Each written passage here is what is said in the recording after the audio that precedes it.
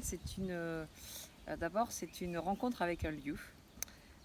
C'est mon père qui a été fermier de cette propriété de 86 à 96.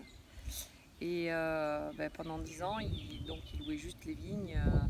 Et ensuite, en 96, quand M. Chassagne a décidé de vendre cette propriété, évidemment, il avait pris tellement de plaisir à travailler dans cet endroit qu'il était impossible de laisser passer cette opportunité.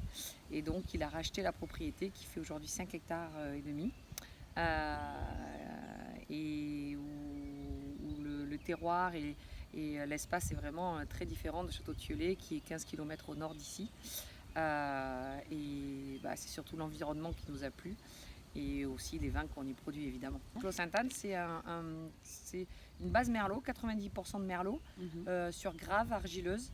On est vraiment sur des coteaux exposés sud-sud-est, donc une très jolie exposition. Et d'ailleurs un terroir assez différent de Château-Thieullet, qui est beaucoup plus froid, avec des argilo-calcaires. Mais là, on est vraiment la gravette qui vient apporter beaucoup de chaleur au vin également. Et on produit également un Cadillac liquoreux. Pas chaque année, quand le millésime est propice au botrytis.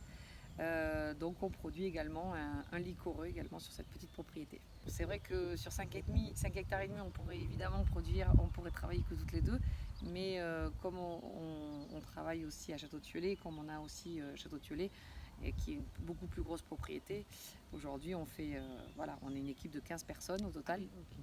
Voilà. Mais bon, après, on va dire qu'ici c'est notre petit bébé, c'est notre petit bijou, le bijou des côtes de Bordeaux. Nous, c'est venu assez naturellement, on va dire qu'on est tombé un petit peu dans la cuve petite. Oui. On a grandi, quand on grandit dans un univers comme celui-ci, c'est vrai que naturellement, je pense qu'on tombe un peu amoureux de ce métier. En tout cas, nous, c'est ce qui nous est arrivé. On a fait des études pour reprendre la suite, et c'est venu très, très, très naturellement, on va dire. Il n'y a pas eu de...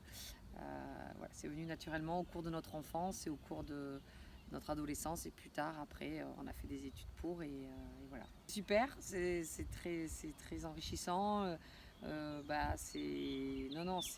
forme un beau duo, et d'ailleurs, la reprise des propriétés était possible qu'à deux. Moi, je ne me voyais pas reprendre la suite toute seule, et Marie également. Donc, c'était vraiment un projet à deux. Et voilà, donc on est ravis de notre métier. On est ravis de ce que l'on fait. Je pense qu'on est la génération qui a pris conscience quand même de vouloir faire mieux pour l'environnement, évidemment. Terravitis, c'est donc un label d'agriculture raisonnée. Nous, on travaillait plus ou moins comme ça depuis le début, mais depuis le millésime 2017, on a décidé de demander la certification. Et là, on travaille sur des...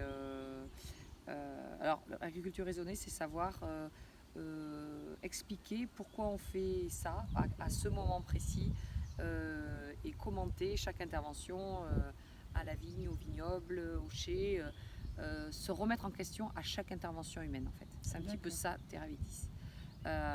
Après, évidemment, il y a une liste de produits beaucoup plus restreinte que sur du conventionnel, on va dire. Et moi, ce qui m'a plu, c'est que c'est une approche assez globale, en fait. C'est vraiment une politique environnementale que vous mettez en place au sein de votre entreprise et au sein de votre production. C'est-à-dire qu'on va parler autant de recyclage des cartons, quelle est votre politique en termes de recyclage, quelle est votre politique en termes de consommation d'eau. C'est plein de petits détails, et en fait ça vous fait réfléchir de manière assez globale. Ce n'est pas que ce que vous faites dans le vignoble, et c'est beaucoup plus large que ça. Et c'est ce qui nous a intrigués dans ce label Terravitis. Alors après, je pense qu'on fait déjà beaucoup mieux qu'il y a 10 ans, et je pense qu'on fera beaucoup mieux aussi dans 10 ans. C'est vraiment aussi ce que nous a appris le label Terravitis, c'est progresser, trouver des axes de progression, et chaque année vous devez amener une petite pierre à l'édifice pour améliorer votre politique environnementale. Et voilà, il y a vraiment des sujets sur lesquels on travaille pour chaque année améliorer notre impact environnemental.